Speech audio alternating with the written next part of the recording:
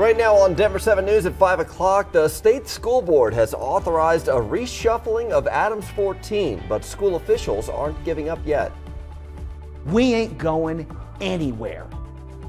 Their renewed commitment to students as officials lay out a timeline for changes. Time is running out for state lawmakers. The session ends at midnight and there is still plenty of work to be done. We're tracking the progress of some high-profile bills overnight. Plus, it's awesome that this is being recognized and that she has gotten the care that she deserves.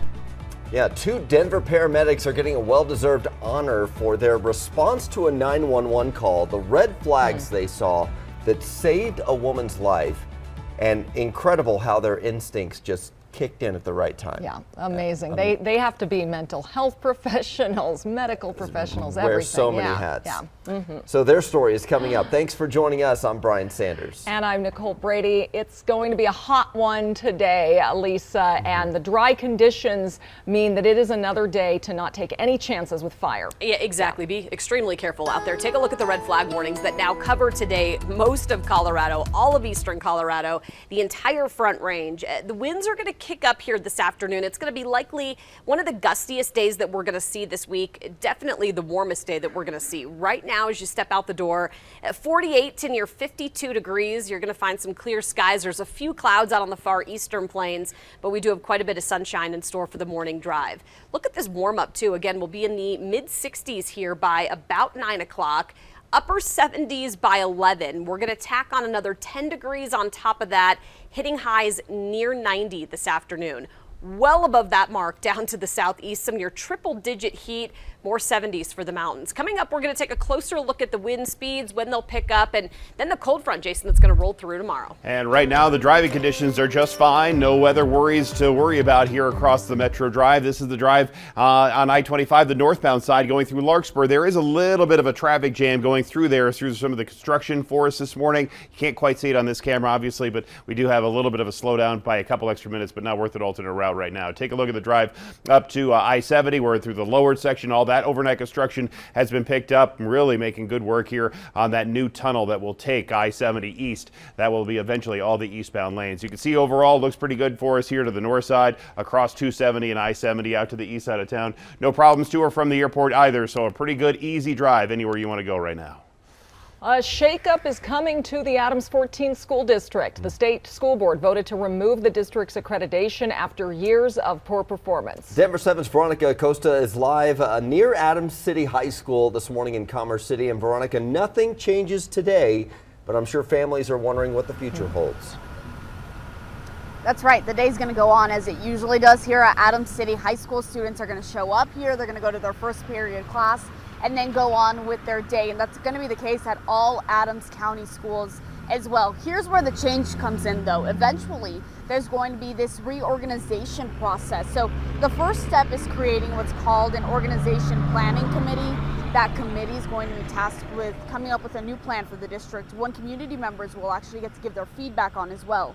Part of that will require working with this outside management company. It's called TNTP.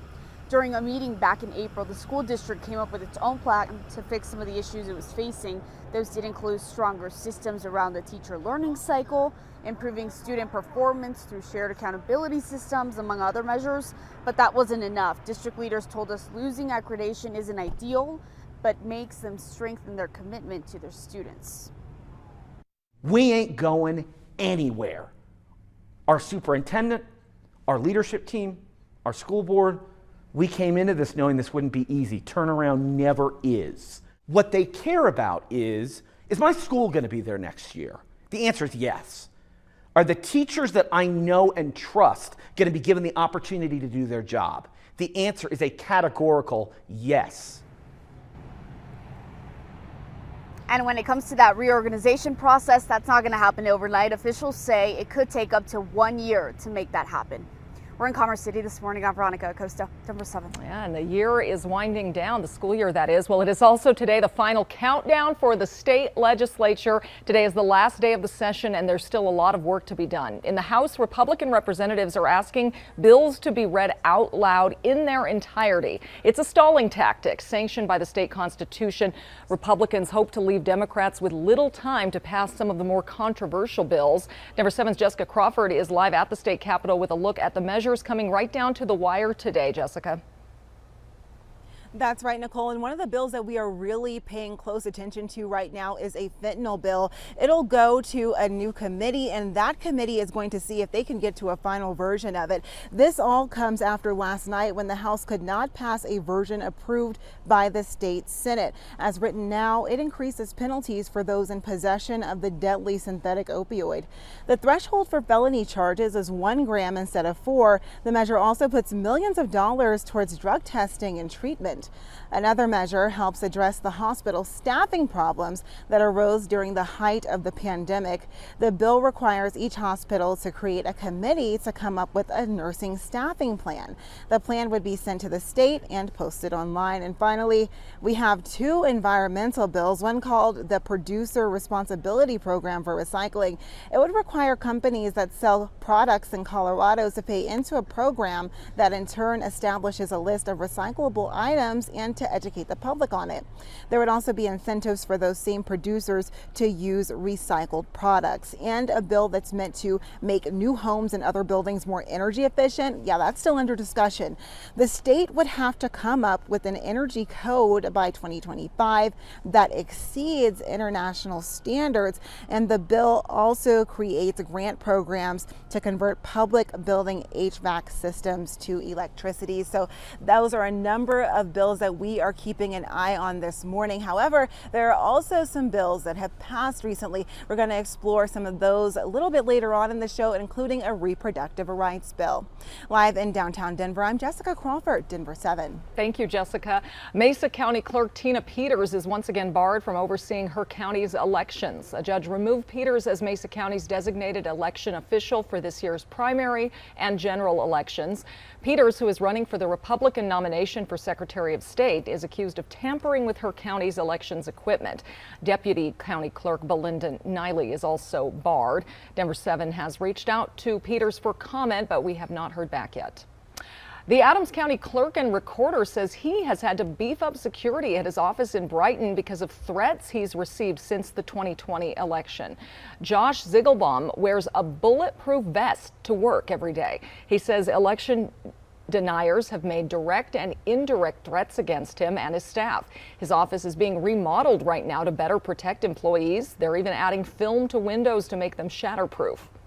I never thought that it would escalate to this level. I think January 6th was a good reminder that it can very easily go beyond just words. Ziegelbaum is up for re-election this November. Despite the threats, he says he's not backing down. Well, just a heads up here that Lakewood, Denver, and DIA will be testing their outdoor warning sirens at 11 a.m.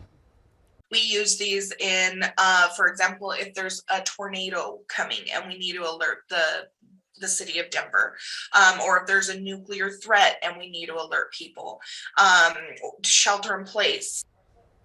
It's all the same sound of a siren for all of those alerts. Denver is also testing its email and text emergency alert system this week and next. You can sign up for those on denvergov.org/emergency testing, or check with your city or county for information on how to sign up for their alerts. Well, 2 Denver paramedics are being honored for their heroics. Incredible story here. Julia and Laura answered a call back on January 6th to an apartment building that they had been to before. A woman in her 20s complained of abdominal pain, but something seemed off.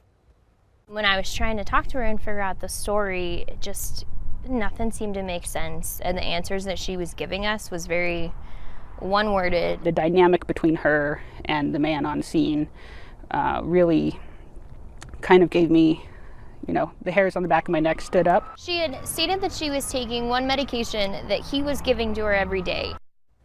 Yeah, so their instincts and specialty training kicked in at that moment, knowing the signs of human trafficking. Laura and Julia were awarded for their efforts at the annual Paramedics Award celebration yesterday. Nicole was the MC. 13 awards were handed out in total. The money raised will support mental and physical health for Denver Health paramedics. But what an incredible story. And I was so lucky yesterday to get to hear stories from so many of those paramedics going above and beyond what they're normally required to do. Amazing. That's amazing, yeah. Well, if vacation is all you ever wanted, get in line. Travel experts say you can expect high demand and high prices for some popular destinations this summer. Also, we know prices are still sky high for potential home buyers in Colorado. So this morning we're taking a 360 in-depth look at the housing market and whether it's better to own or rent right now. We'll also look at affordable housing solutions available for older Coloradans.